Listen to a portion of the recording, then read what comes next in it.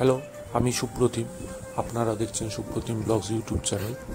আবার একটা নতুন ব্লগ নিয়ে আসলাম। কালকে রাত্রিবেলা আমি একটা ব্লগ করেছিলাম যে সারা রাত বৃষ্টি হতে পারে, এবং সারা রাতই বৃষ্টি হয়েছে। ইনফ্যাক্ট কারেন্ট চলে গেল, তারপরে তো আর কারেন্ট আসলো না। তো সকালে উঠে প্রত্যেক দিনের মতো বেরিয়ে পড়লাম। কাজে তো যেতেই হবে, নাহলে কী করে আর চলবে। তো বৃষ্টির মধ্যেই রওনা দিলাম কাজের উদ্দেশ্যে। তো ওয়েদারটা বেশ গরমই ছিল, তো এই বৃষ্টিটা সারা রাত হওয়ার জন্য ওয়েদারটা বেশ ঠান্ডা হয়ে গেল।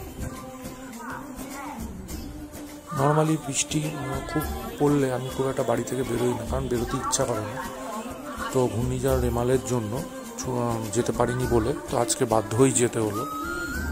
নয়াটি স্টেশনে এসে দেখি যে লোকজন খুব একটা নেই, যেরকম থাকে ভিড় থাকে সেই ভিড়টা নেই। কারণ হচ্ছে বৃষ্টিও, কারণ কালকে ভোট, সেই কারণও।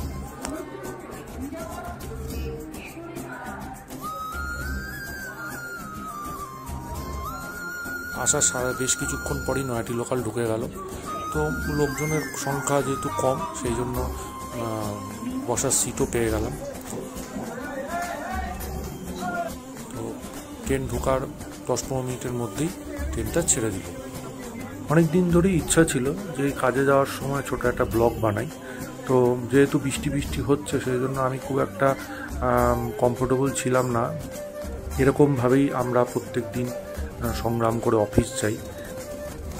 তো প্রত্যেকদিনের মতো আজকেই উল্টোডাঙা স্টেশনে নামলাম, এবং দৃশ্যটা আমি প্রত্যেক দিনই দেখি। এটা একটা অন্যরকম লাগে যে সবাই এক দল বেঁধে যাচ্ছে যে যার উদ্দেশ্যে, জীবন সংগ্রাম এটা একটা। স্টেশন থেকে বেরিয়েই দেখলাম লোকজনের সংখ্যাও উল্টোডাঙাতেও খুব একটা বেশি না, গাড়ি ঘোড়াও নেই। তো বাস আজকে কমই ছিল, আগেই জানা ছিল ভোটের জন্য বাস কম থাকবে। তা বেশিক্ষণ দাঁড়ানোর পরে একটা বাস আসলো, উঠে পড়লাম। তো বাসেও দেখলাম লোকজনের সংখ্যা খুব কম, কারণ এই আজকে অনেকেই যায়নি, এবং যেহেতু বৃষ্টি হচ্ছে সেই জন্য সংখ্যাটা অনেকটা কম।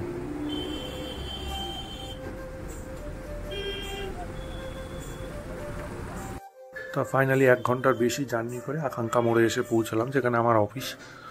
কর্পোরেট সেক্টর এটা, তো সেই জন্য এখানে লোকজন ভালোই ছিল।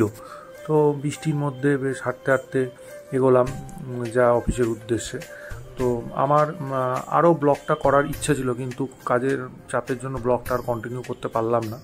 তো এইটুকুনি কেমন লাগলো আপনাদের আমাকে জানান। ভালো লাগলে কমেন্ট করুন, লাইক করুন, শেয়ার করুন, চ্যানেলটা সাবস্ক্রাইব করতে ভুলবেন না। আবার একটা নতুন ব্লগে আপনাদের সঙ্গে দেখা হবে। ততক্ষণের জন্য গুড বাই।